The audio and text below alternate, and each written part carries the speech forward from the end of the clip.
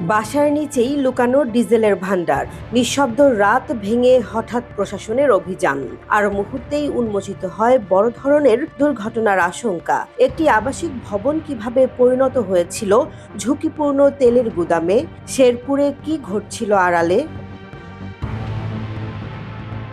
শেরপুর শহরের একটি আবাসিক ভবনে নিয়ম বহির্ভূত ও ঝুঁকিপূর্ণভাবে জ্বালানি তেল মজুত করে ব্যবসা পরিচালনার অভিযোগে অভিযান চালিয়েছে জেলা প্রশাসন ও আইনশৃঙ্খলা বাহিনী। এ ঘটনায় সংশ্লিষ্ট ব্যবসায়ীকে জরিমানা করা হয়েছে এবং দ্রুত সময়ের মধ্যে মজুত সরানোর নির্দেশ দেওয়া হয়েছে। আমরা এখানে এসে যেটা দেখতে পাই যে এখানে ডিজেলের মজুত করা হয়েছে, যেটা একটা আবাসিক ভবন। এখানে আইন অনুযায়ী আমরা মোবাইল কোর্টের মাধ্যমে তাকে আর্থিক দণ্ড প্রদান করি এবং আগামীকালকে বিকেলের মধ্যে বৃহস্পতিবার মধ্যরাতে শেরপুর শহরের গোপালবাড়ি এলাকায় অবস্থিত নয়ানী বাজারের মেসার্স শিমলা ট্রেডার্সে এই অভিযান পরিচালনা করা হয়। ভ্রাম্যমাণ আদালতের নেতৃত্ব দেন নির্বাহী ম্যাজিস্ট্রেট মাহমুদুল হাসান।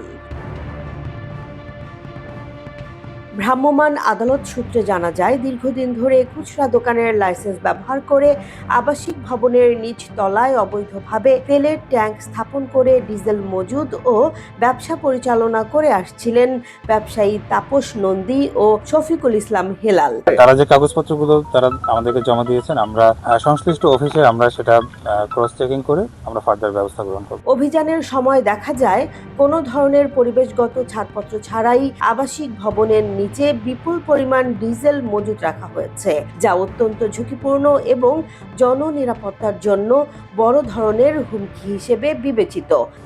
যেহেতু আজকে 26শে মার্চ আমাদের অফিস বন্ধ, কালকে শুক্র পরশু শনি, যেহেতু আমরা ইমিডিয়েটলি পারছি না, ওটা আমরা ভ্যালিডিটি আমরা চেক করে তারপর ফার্দার যে অ্যাকশন নেওয়া দরকার আমরা সেই ব্যবস্থা নেব। এ অপরাধে মেসার্স শিমলা ট্রেডার্সকে 10,000 টাকা অর্থদণ্ড প্রদান করা হয়।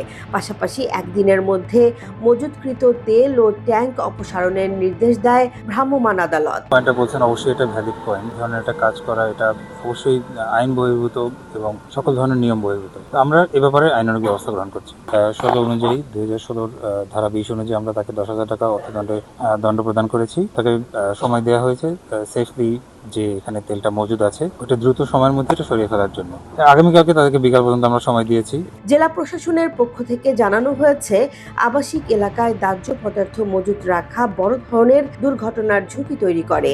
তাই জননিরাপত্তা নিশ্চিত করতে এ ধরনের অনিয়মের বিরুদ্ধে নিয়মিত অভিযান চালানো হবে। যেহেতু এটা দাহ্য পদার্থ এবং এখানে যারা আবাসিক বিল্ডিং এ যারা আছেন তাদের সেফটির জন্য যত দ্রুত সম্ভব এটা সরিয়ে ফেলা যায় আমরা সেই ব্যবস্থা নিচ্ছি। এছাড়া সংশ্লিষ্ট অন্যান্য লাইসেন্স ও কাগজপত্র যাচাইয়ের জন্য আগামী রোববার পুনরায় তদারকি কার্যক্রম পরিচালনার কথাও জানিয়েছে প্রশাসন।